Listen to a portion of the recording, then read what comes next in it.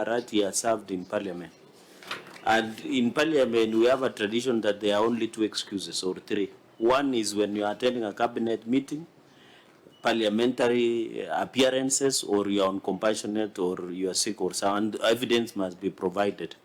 And I agree, but as Governor, the issue, was this a presidential function? Was it a state function? Maybe if you can put on record, it will, I didn't want to allow Chair, the deputy party leader and H.E to do exchanges on behalf of the party. I wanted this issue to be between the issue of committee.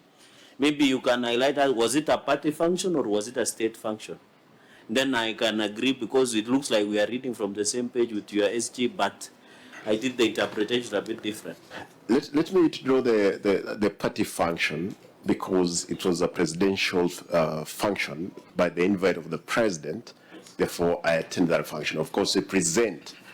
I'm not a Kenya Kwanza member, therefore I had to be there as an ODM member. That's why I was advancing the agenda. But I want to say it was not an ODM affair, as it were.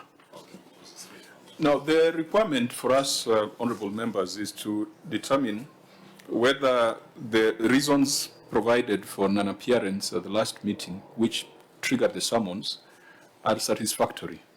Because the Parliamentary Powers and Privileges Act empowers us and says that where a person summoned does not appear, or appears and fails to satisfy the committee, then the committee may impose upon that person a fine not exceeding 500,000 Kenya shillings.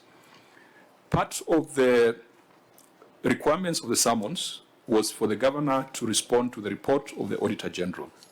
So I would propose that there is that story the governor has told us as the reason as to why he didn't appear. But let's proceed to the other leg of the summons and get the governor's response to the report of the Auditor General. And at the end of these proceedings, we will take a view on whether the governor has responded satisfactorily to our summons.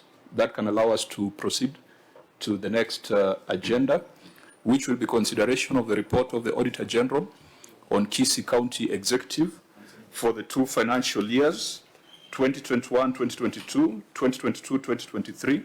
That includes the receipt of revenue statement and the County Revenue Fund statement. Auditor General, you have already given us a brief on the substantive issues in those reports. There are a few things that you have marked as resolved and some that are outstanding. We will start with the most recent report of the Auditor General, and then we will go downwards to the later reports.